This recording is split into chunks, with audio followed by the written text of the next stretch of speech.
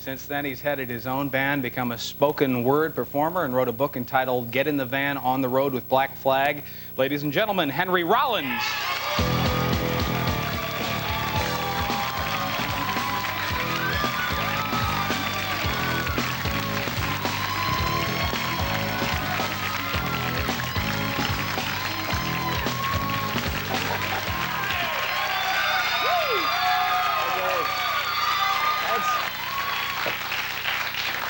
What a night! First we got Bobby the Talking Car, then we got Henry Rollins. We're rolling tonight. Welcome to the show. You control your enthusiasm. Yeah, it's... you know, we've never met before. No. And I was reading up on you. You seem like a nice guy, well-spoken. I got to tell you, though, there are a couple of photographs that I've come across, including this one that... That's passion. Right? Where was this taken? We shot a video out there, which that picture corresponds to. Uh-huh. And you're angry at this point, I'm assuming. I was yelling. What were you remember what you were particularly, the thing you were screaming at the time? I'm cold. Yeah. That'll work. What do people, I want to talk about your music in this book, but what do people expect when they meet you for the first time? A violent Neanderthal. Mm-hmm. I had actually already thought by this point in the interview you would have smashed me in the face. See, when I got backstage this evening, I told one of the people back there, I said, let Greg know that I think he's cool and, you know, I'm glad to be here and I'm not, you know, because these people get this really wild impression that I'm just going to, you know, and like the music we do is you know, it's really intense, it's visceral, it's really aggressive, but it's passion that drives it, you know. And there's things that make me angry, you know, there's things that make you all angry, you know. But it's not necessarily we run around going, you know, like biting kids and stuff. Right. Well, I had 3 bottles of vodka to loosen me up before the show anyway, so I'm fine. What are the things, though, that anger you? What are the things that cause these sorts of reactions? Well, for me, the big wrongs really anger me. Just racism, abuse of power, a lot of things that, you know, that are really symptomatic about America, about the world in general, but I mean, you know, nothing unique. Mm-hmm. Like, wow, I never thought about hating that before, you know? It's just that you see so much stuff on such a crass level these days, like in the recent elections, just how no one really tried to tell you what they were going to do for the community and for their state. They're just saying how bad the other guy was. Is, right. Which is really, really easy to sling mud at the other guy, but let's hear where you're coming from. You know, why bother spending millions of dollars making up all this other stuff? And it's that in... or 30 million in some cases. Yeah. And just sometimes just what policemen and law officials get away with, and how those who are being trod upon never get a voice to come back with, and how there's whole generations of people who have just learned to accept something that I've never had to accept. Mm-hmm. This kind of stuff I can, you know, bore you to death with. I never am not mad about it, and I'm not trying to be some politically correct, you know, Sting, Save the Rainforest type guy, but like... Don't be Sting-like if you can avoid it, Henry. For, you know, walking down the street and having a cop put his gun in your eye socket and call you a bunch of names, which just happened to me. Did that happen recently? No, it happened a few years ago. And did you do anything to provoke that? No. He just walked up and said, hey, let me stick knew who this I gun was, in and, and to endure that kind of thing for a guy who doesn't do crime. I'm like the most boring guy you'll ever meet. I don't rob anything. I work. And to have a cop calling me these names and doing this thing with me, it's like, man, you're so out of line, you know, you should move. Far away. With the group Black Flag, I mean, a lot of this kind of stuff you put down in your music. What was the...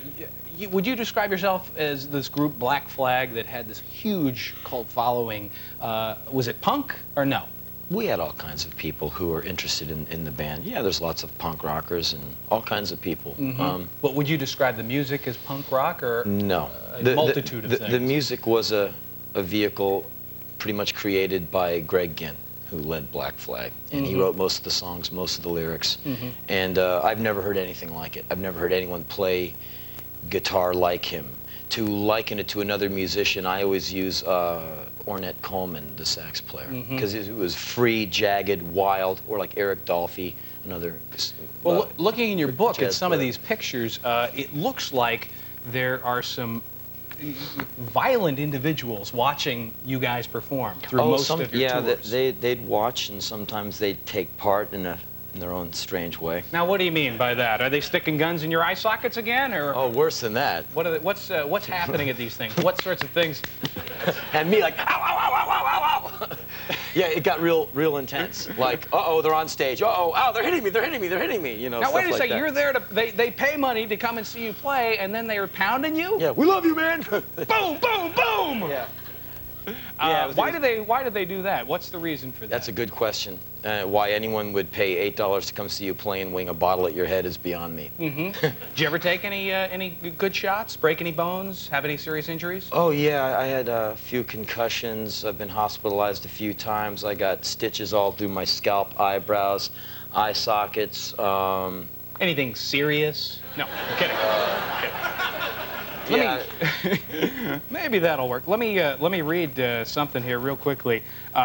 I found a small room to hang. This is a sort of a chronicle. This is some words from the book that is basically kind of a diary of a good portion of your career. I found a small room to hang out in before the show. I found a piece of broken glass and started slamming it into my chest. Blood started flying all over the place. It felt good to feel pure pain. It helped me get pure pain. Helped me get perspective. Now, and I did that, yeah. Are we going through a difficult time here? Yes. Hands? Come on. Hugs. We need to hug. Yeah. It would probably take me a while to explain that. You've got 30 seconds. But it was pure. That need. Right. And not based in anything sick or satanic or bad. But it was just a tough day. Rough day at the office. We'll do a quick break. Right back with Henry Rollins after that.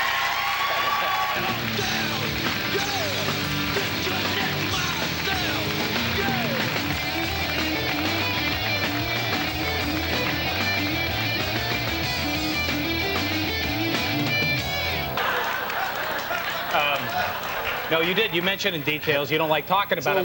What strange places has that little camera gone, sir? I won't. We don't. No, the ratings plummet.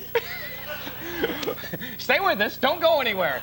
Do you talk about this at all? Can you give us any idea? Talk about what? No. Just with the tattoos. Well, you know. Are you still doing them? Do you still? No, I grew out of it. Yeah. It was a phase. Any regrets? No, never. For me, it was basically getting racing stripes. It's a way to it's a way a young man. Well, this young man was individualizing himself, trying not to be like his father or anyone else. Kind of like customizing your chassis.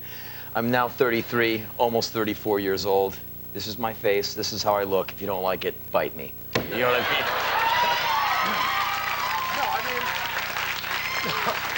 Do you know what I mean? You reach a certain age where you really start to accept, like, yes, this is the way I look. Okay, this is the way my hair falls in the morning. This is my face. No amount of Neutrogena scrub is going to change anything. Learn to love it. But when you're 22, you're like, no, I can modify this, sand that down. And after a while, you're like, this is it. This is my thing. And so I kind of gave up on it. Henry, I like you, and I'm not going to bite you either way. So I made both those decisions here. Tell me about, that was a scene from the movie with Charlie Sheen, The Chase in '93. Say 4 words. That was great. Well, no, but did you like doing that? It was fun. I did the film because the idea of playing a stupid cop was really appealing to me. Is that what you were? You were a stupid cop? A total, like, Rambo, Wild Wild West, William Shatner with too much testosterone. Like, hey, man, let's get it on, this kind of thing. And the director let me just wing it. And I did this, the wildest part was I did the screen test in Houston. And so we borrowed a policeman's outfit that fit me. So I put it on in one of the hotel rooms, and the director and I went out to the parking lot because he was going to interview me, and I was going to be in this cop character, and that's how we were going to make Fox think that I could do this. Right. Because they thought, oh, he can't be funny. He'll bite you or something. So anyway, I no walked one's in. biting anybody I here. walked Let me into just the make lobby that clear. with like this really well-fitting cop outfit. Didn't look like a costume. And I had the glasses on, the hat, the plastic gun, and I walked into the lobby, really forgetting I had this getup on. And everyone, I'd look at everyone would be like, and everyone started looking at Adam, who's like this 26-year-old young director guy. Like, oh man, what did he do? He's being escorted out of the hotel by a cop. And the wildest was standing in front of the hotel, and everyone's coming up the driveway to the Omni in Houston, which everyone's driving at a snail's pace anyway, because it's a hotel driveway. Everyone slowed down. I'd look at the car, the hood would go down. Like, whoa, whoa, easy. And they get out of the car. I would just like look at people, like behind these mirrored shades, like totally safe behind mirrored shades. No one would look at me. Everyone's like, oh, he's looking at me. Okay, I've got some marijuana in my purse. Cuff me. Yeah. But it was, I could see where some guy would get off on a real power trip. I mean, people really they step to the side. Right. I couldn't wait to get out of that uniform. So it was fun to do the film and just be a goofball. And the guy who was in the film with me, the other policeman, is Josh Mostel, who's Zero Mostel's son. And Josh is one of the most wonderful people I've ever met. Funny, just wonderful guy. So it was a great summer. And you're going to do something else now. Dolph Lundgren's going to beat your head in or something, right? He killed me. It took him 2 days, but he killed me. I did this film with Keanu Reeves, Dolph Lundgren, Ice-T. And we did that. We're done with it. What's and now, Dolph like? Okay, look, hey, we got to... He's very big. Yes, he is. He picked me up like you pick up a sack of groceries. If ever there were somebody to bite you, you wouldn't want it to be him. I've never been picked up. I've never been owned by someone. It's like, wow, we are in the air. We are being carried around the room. We'll do a quick break, right back with Henry Rollins.